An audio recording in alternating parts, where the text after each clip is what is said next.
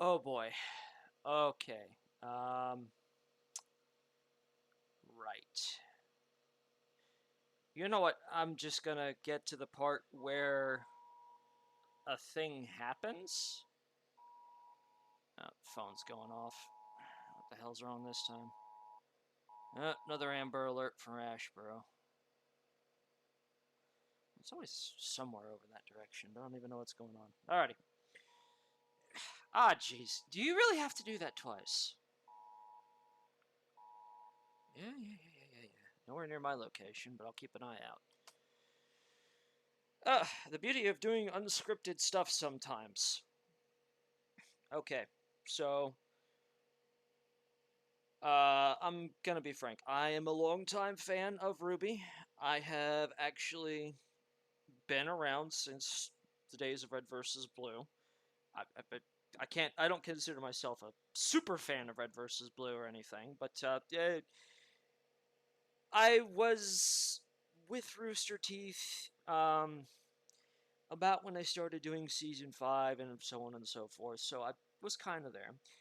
And I remember the one episode, I think it was in season 10 ish, where noted animator Monty basically took the entire community by storm when he included a live action adaptation in Red vs. Blue, which was Agent Washington getting hit by a car, and that kind of spawned the whole in joke about cars hating him.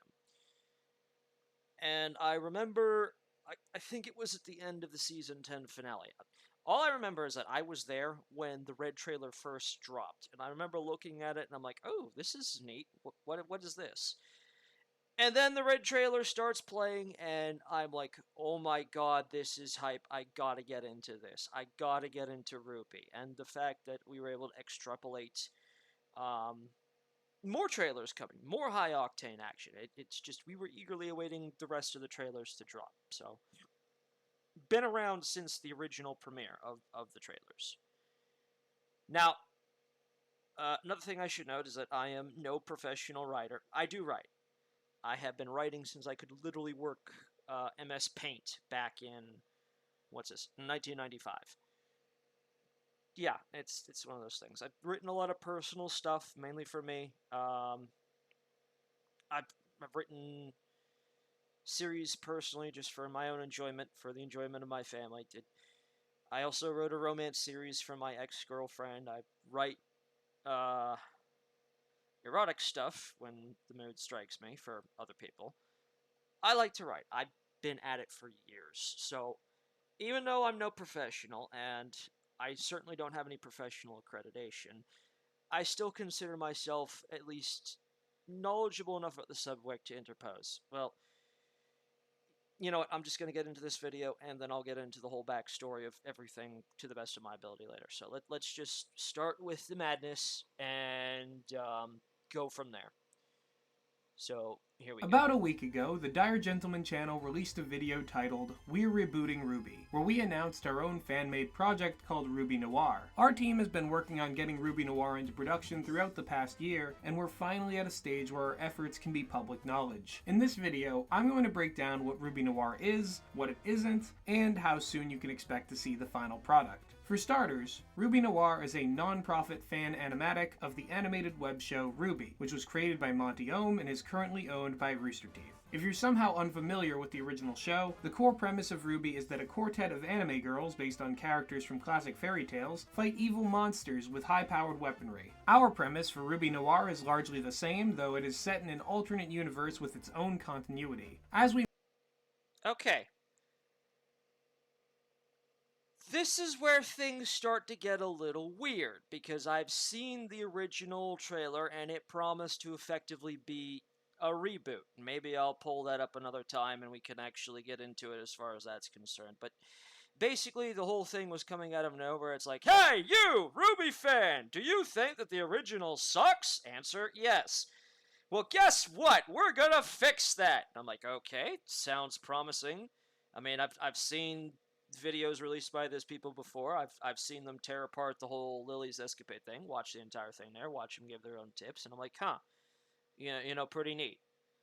And then they just we'll get into it further. We'll get into it further. Let's keep going.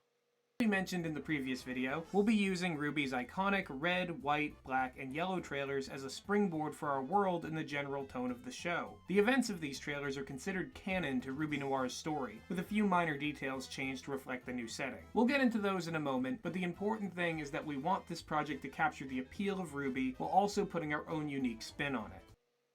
Okay. So you're looking to basically recapture the OG feel and excitement that the volumes 1, 2, and half of 3 necessarily had. Fair? Okay, you've got me so far. This should go without saying, but RWBY Noir is being made with RWBY's fanbase in mind. We started this project because we ourselves were inspired by RWBY's characters and premise, and we'd like to create a final product that can be enjoyed by the same general audience, whether it's diehard fans of the original or anime and fantasy nerds who mostly know the show through cultural osmosis. Point is, we have an audience in mind for RWBY Noir, and we want to make that audience as happy as we possibly can with our... Alright, so basically, to look at this from a cynical point of view, because that's just unfortunately what I am. I've just been beaten, battered, and bruised so hard that I can't really look at the world through an optimistic lens anymore. So, they want to make this show for fans that can also be enjoyed by general anime enthusiasts in general. Okay, that's fine.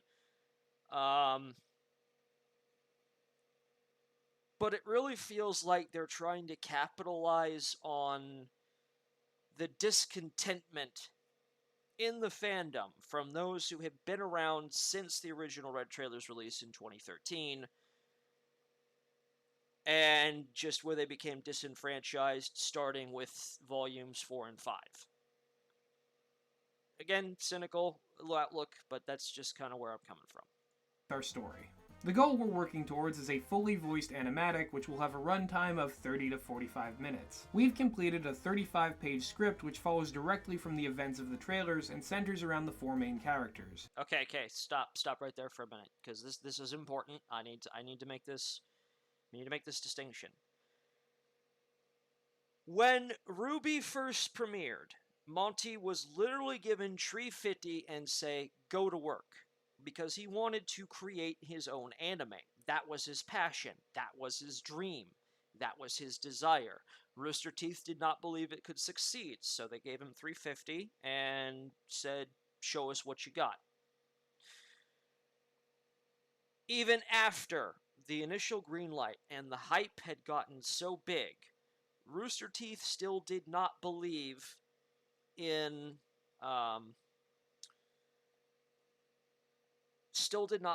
the show. Monty was given a very small team and a very limited budget, and he had to also still focus on creating things for the flagship Red vs. Blue. So the runtimes for the early episodes of RWBY were 2 to 4 minutes. 2 to 4 minutes. That's about the average runtime of, a song from like the 80s. Data storage techniques, CDs, all that fun stuff, tracks, whatnot. So Monty was very limited in what he could do. And the storyline kind of suffered from that a little bit. Like, in order to match what they're promising here, let me scroll back a little bit, 30 to 45 minutes. I believe they said, what? Let me go back and just make sure it was like episodes. Completed a 35-page script which follows our story. The goal we're working towards is a fully voiced animatic which will have a runtime of 30 to 45 minutes. We've completed... Okay, so I'm going to be honest here, I thought they were saying they were going to make a 30 to 45 minute episode, or if it's just could show contained in... I'm not certain. I don't know. But assuming that they want to do this in an episodic fashion, and the episodes are going to run 30 to 45 minutes,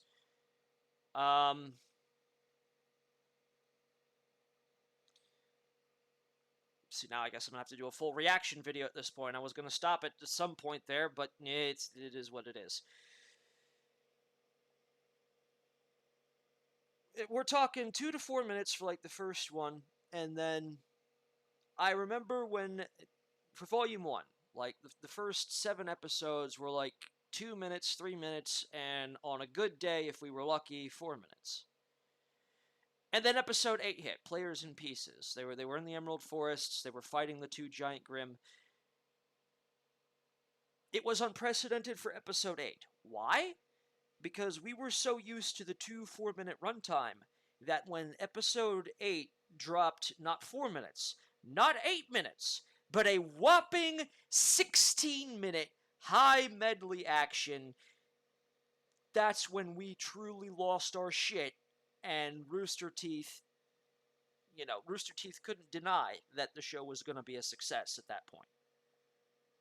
And that's when the runtime started increasing. And so this is where a lot of people complain about, how the storyline takes away from the main girls and whatnot. Oh, believe me, it definitely takes away from the main cast in Volume 4 onward. But the original complaint is that it doesn't focus on the main cast enough for the first 2 volumes. The first 2 volumes barely had any runtime because, again, they were working with any budget because Rooster Teeth did not trust that an anime could succeed. So, the first 8 episodes of Volume 1, the half of the entire first volume, would basically match the first episode of whatever this is. But let's keep going. A 35-page script which follows directly from the events of the trailers and centers around the 4 main characters, RWBY, Weiss, Blake, and Yang, as they team up for the first time to... Okay, I'm no artist, so I can't really criticize this. Just make of this as you will. By evil in Ever City, a steampunk and urban fantasy-inspired fortress state ruled by the illustrious Schnee Corporation. There's not much more we can give away about the plot right now, but we're very excited for you to meet the members of Team RWBY all over again when it comes time to tell their story. For some of you, that will be sooner rather than later, as we'll be sending out a paid casting call in the coming weeks. The exact details of what we're looking for each character will be in that video, so if you're 18 or older and interested in auditioning for RWBY Noir, hit that notification bell and... Professional opportunity for some of you, I guess. I can't do a high octave, so I guess that rules me out. Stay tuned. So at this point in the video, you likely have some idea of what RWBY Noir is. Now it's time... Okay. This is where things start to go downhill for this series, as far as I, an OG fan, am concerned. Time to cover what it isn't, as promised. RWBY Noir, as you can probably tell from the name, is a detective AU, where at least a couple of the main characters are private investigators, still armed with cool weapons of course, because it's based on RWBY. This means that RWBY Noir is not a story where the characters attend an anime high school. There's nothing wrong with stories about high schoolers, but in anime the school setting has been overused to the point of cliché. Okay, gotta stop right here. This is start where we see the whole thing start to go downhill, and where I had to start expressing concerns. What we have is that they're starting to remove elements of the show that made the show what it was.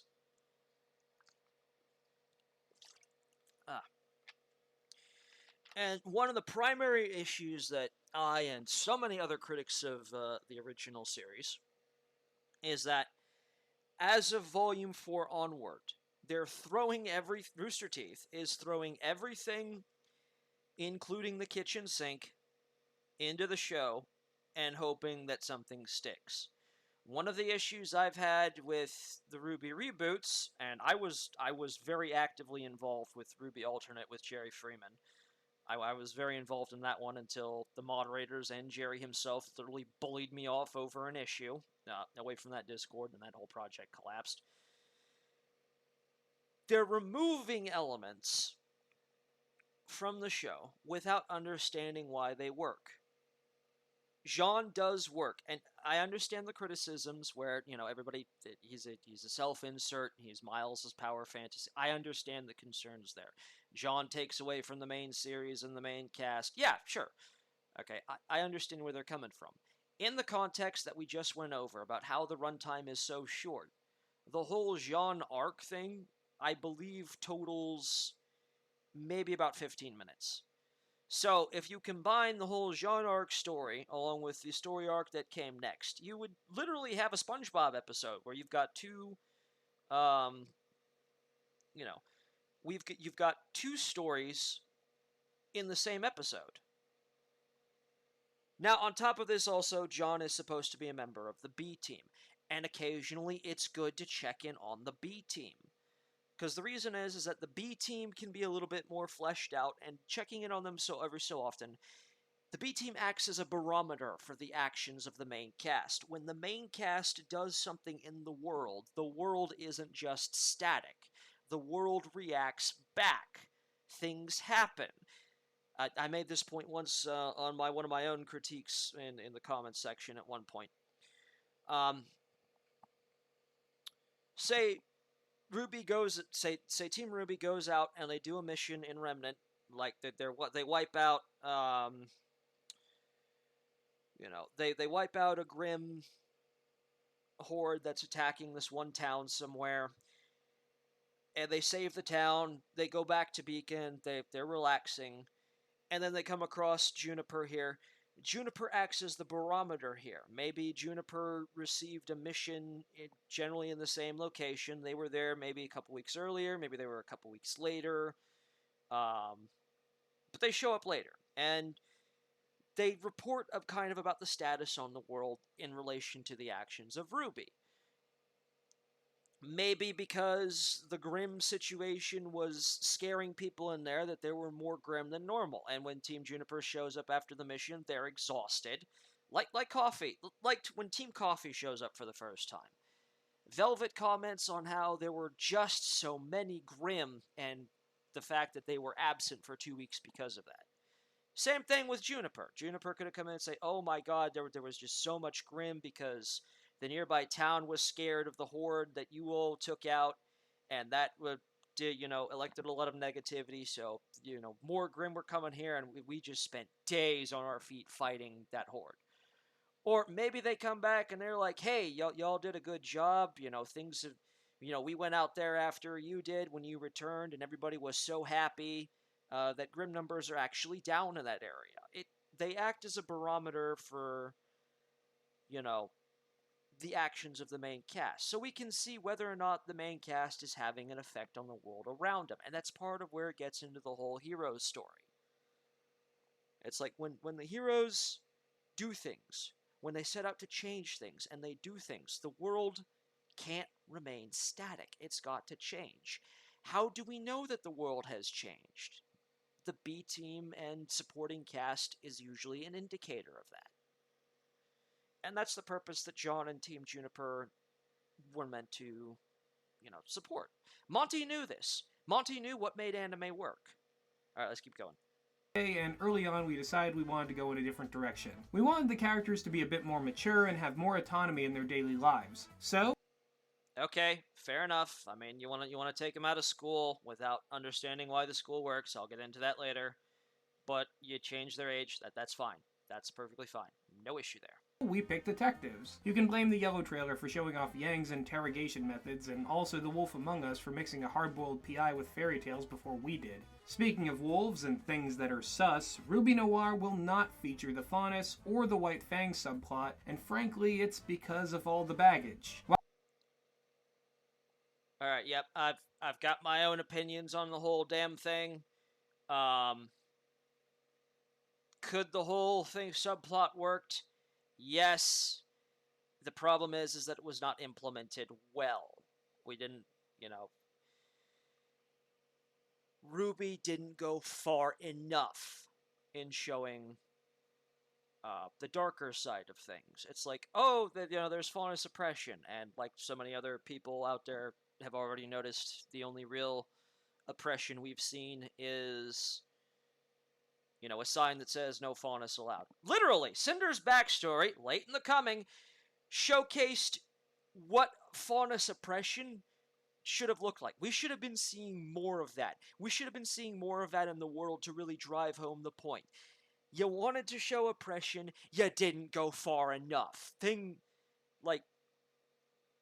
not gonna lie, slavery, that there was some serious mistreatment of the slaves back in actual slavery. But whenever the people talk about that, they pointed out that they don't go far enough in showing just how bad it actually was, and that's why I feel nobody takes this thing here seriously. Rolling on. While it's very important to tell stories of civil rights struggle and to promote an actively anti-racist mindset in both fiction and the real world, we... Okay. That should have been a red flag. That should have been a red flag right there for me. That should have been a red flag. That this was not going to end well. That they were going to be no better than Rooster Teeth. I mean, this is the second trailer. Like, this is either my second or third time watching this, and I just now picked up on that this is really should have been a red flag. Really should have been a red flag. We at RWBY Noir team don't believe that the allegory of faunus discrimination was handled particularly well in the source material. And we can both agree on that. And in order to keep a more even tone in our campy detective story about anime girls shooting big guns at robots, we felt like we had to cut the faunus out. This means that the Adam and Blake who appear in the Black trailer are being recontextualized in RWBY Noir as freelance mercenaries who sell their services to the highest paying customers. Okay, fair assumption. They're trying. I can give them that much. They're trying.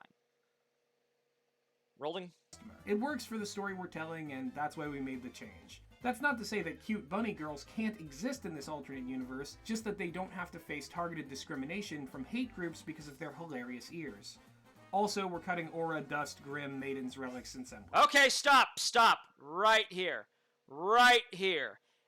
This is the big one. This right here. This is where I became fully concerned. No Aura. Aura was a part of the original premise. Aura was put into place to explain the superhuman abilities of the huntsmen and hunters. I'll just go with that. They were there to explain the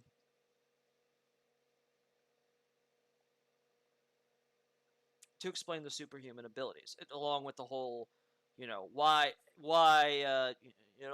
isn't the violence more graphic? Why is it that when, a hunter gets hit, we're not seeing blood, decapitation?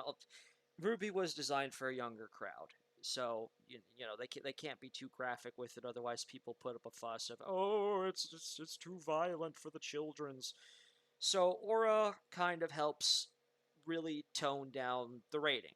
It helps that. It helps it be marketable to a younger generation without really making people squeamish.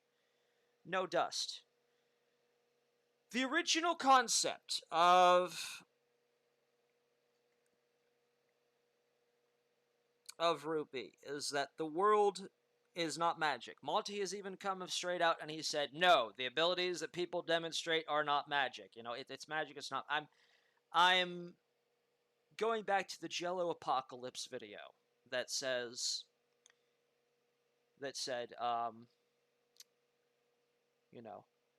magic doesn't exist. Oh, there's magic now. Well, why does it exist now? We forgot. Kind of thing. No Grimm. People. Grimm are the foundational enemies. They are the foundational enemies of RWBY.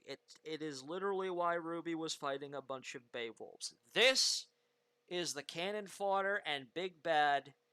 It's the entire reason for the existence of the entire huntsman profession. No Grimm, no huntsmen, no huntresses, no reason to have anything else. This is a key thing that works.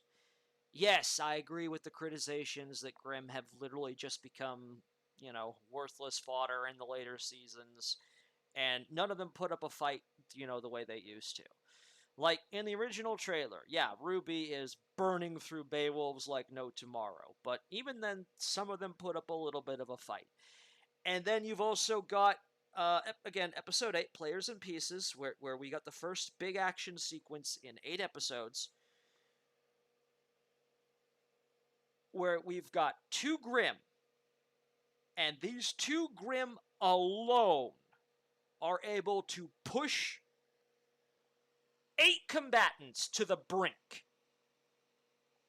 8 combatants to the brink.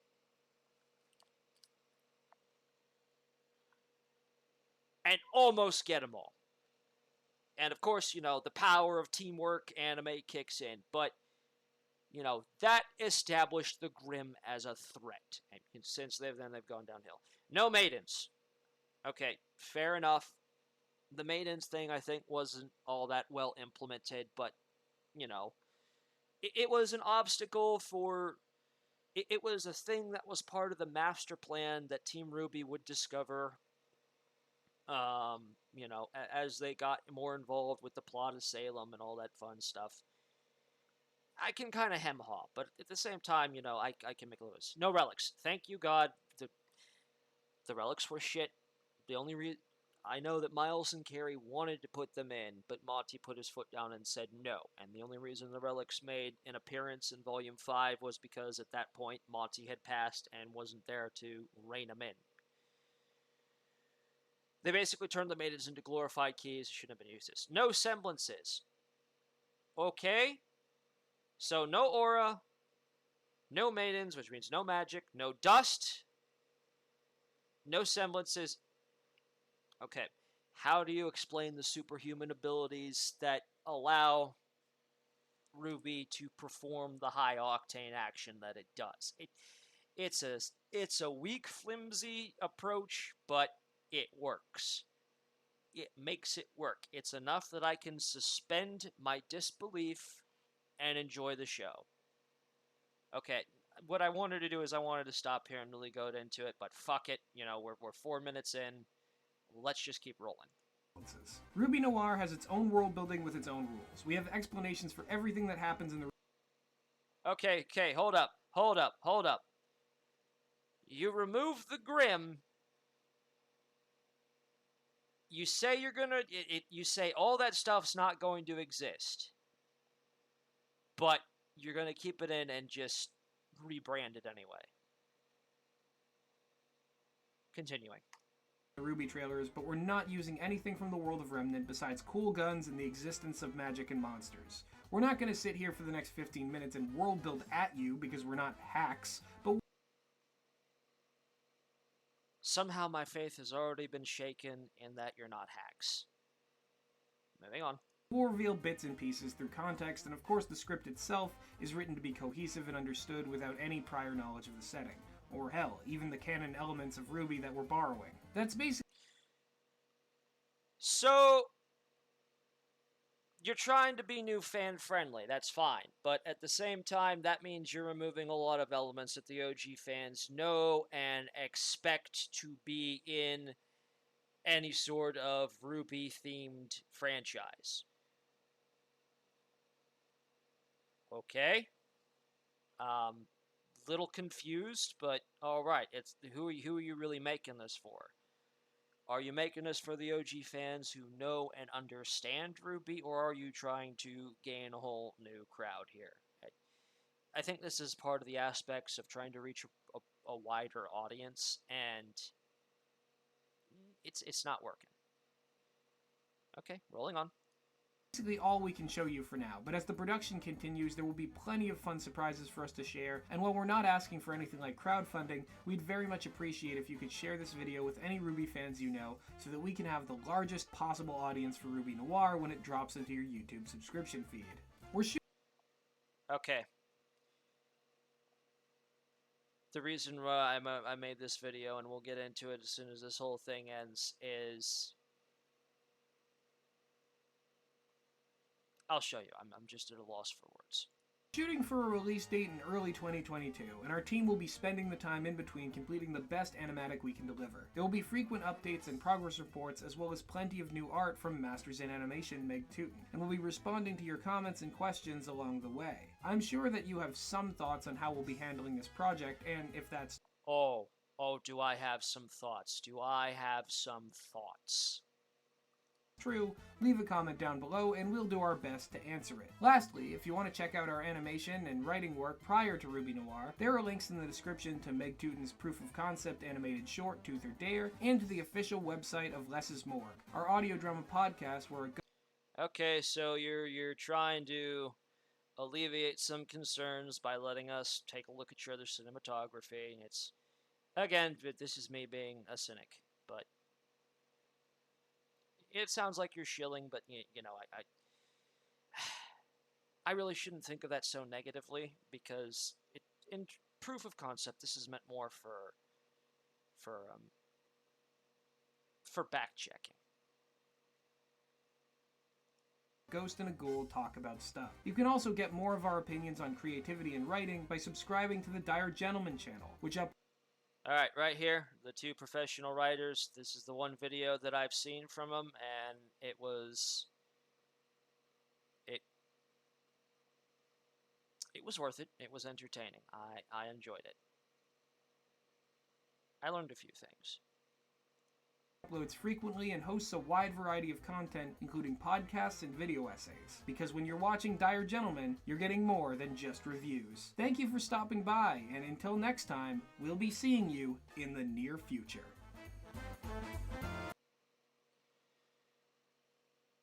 Okay,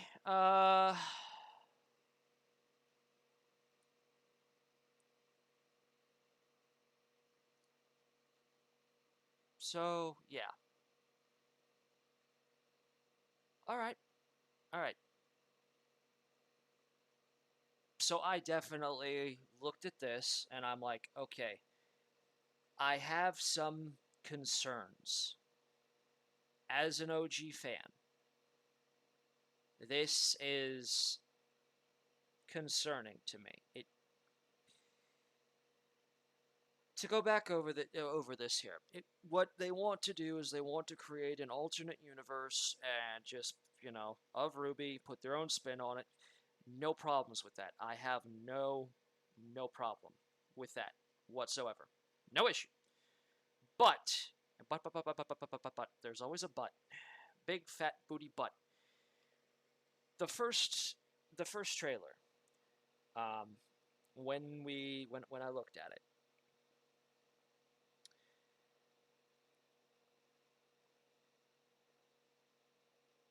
promised a reboot. When I hear reboot, I am expecting something fully akin to Monty's original premise. Now, here's what I've said about Monty's original premise through the years, especially when it comes to people who claim that, you know, oh, you never really understand what Monty wanted.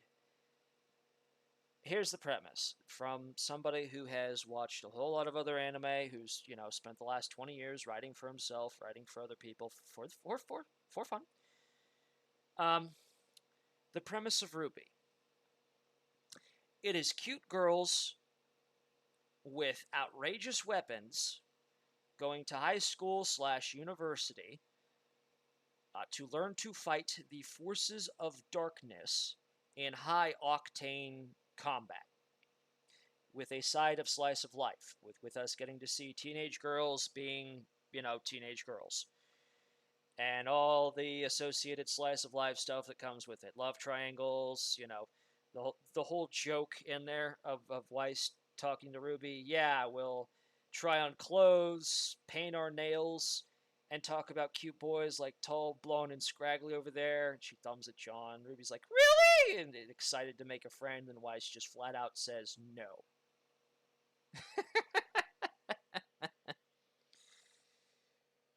that sort of stuff. And along the way I see that Monty would have gone with RWBY is it would have been more of an episodic Monster of the Week style show where Team RWBY would base themselves at Beacon and they would, you know, go to school. And here's the thing about anime and the thing that even anime fans, you know, poke fun at.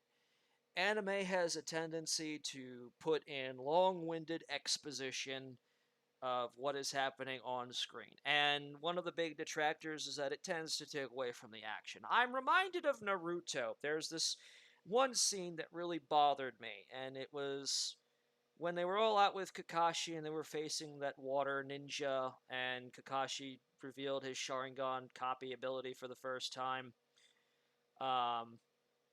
You know, Naruto and Sasuke are in sync. They do a whole special thing with the express intent of freeing Kakashi. After they pull it off, as soon as, as they pull off whatever it is that they were going to do, the action stops, and they explain to the bad guy right then and there how they bamboozled him. I understand they did it for the sake of explaining things to the audience, but, suspension of disbelief is important, and that's kind of the point where I'm looking at the show and like, I can't get into this. I cannot get into this. And the school setting helps with RWBY because it can do a lot of Chekhov's gun brick joke style stuff. They're sitting in class learning about, how to kill a specific Grim one day. 3 episodes later, they go out into the field. Surprise, surprise, it's the Grim they learned about in class 3 episodes ago. Chekhov's gun. And the thing about the action is that because Monty was known for his high-octane style action, the action doesn't have to stop. You don't have to stop and explain every little thing that you're doing in the action sequences. It's go, go, go, go, go from start to finish. That's what Monty was known for. Action that just didn't stop. That's why it was high octane. And that's where the school setting helps RWBY. And that it allows for exposition in a lecture format in a way that makes sense. It helps the suspension of disbelief. The girls are learning things. We're right there as the audience learning alongside with them. And then when they go out into the field, they don't have to stop the action. They already know what to do. We as the audience know what kind of to expect to happen. And the animators can just go to work with high octane action that we expect. There's no stopping, taking turns, exposition at weird moments. The action goes until it can't go anymore. And then it goes back to the things there. And this is where, you see the later seasons of RWBY start to be hit or miss.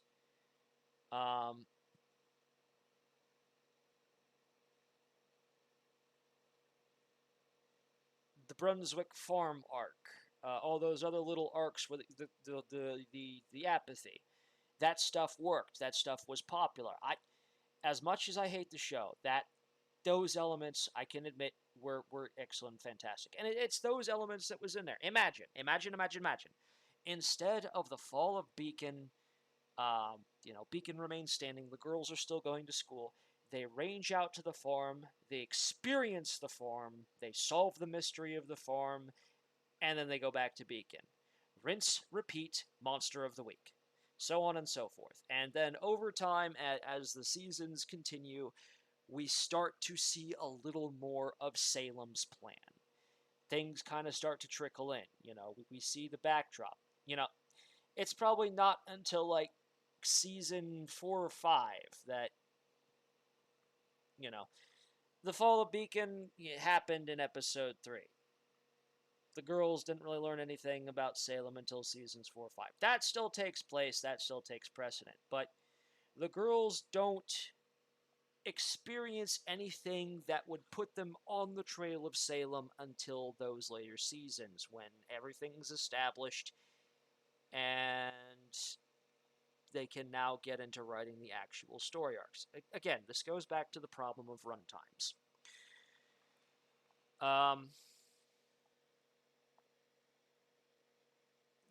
The problem of runtimes. Because the runtimes were so short, it took 2 seasons to establish the world of RWBY in what would have effectively been 2 or 3 traditional episodes, 2 or 3 traditional runtimes of a traditional anime.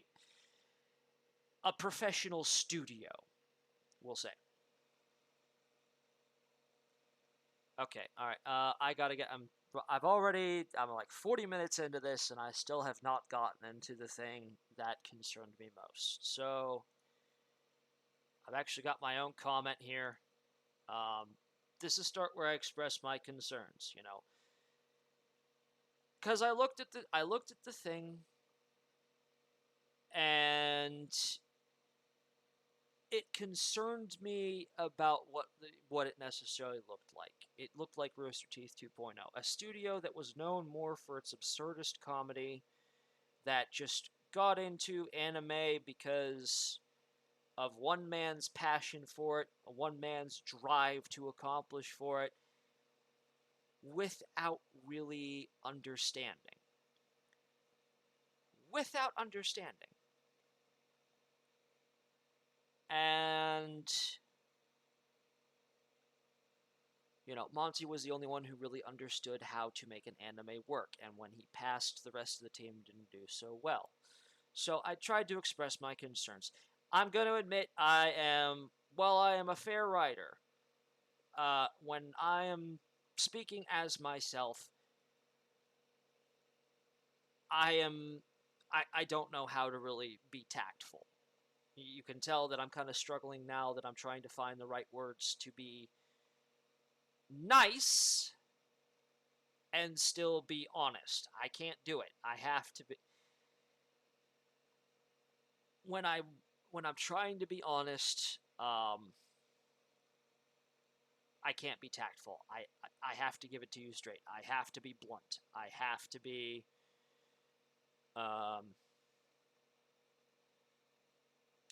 have to be direct and blunt. So I'm not going to pull my punches. So, yeah, I kind of got a bit rough with the language as far as I'm concerned. But I hoped I kind of got the point across that I am very concerned, but I was still willing to check it out. I wanted to give it a chance, and I was willing to go look at the rest of their cinematography, maybe to alleviate my cynicism. Again, I'm a cynical individual. I don't really view the world through a positive lens, but I want to try.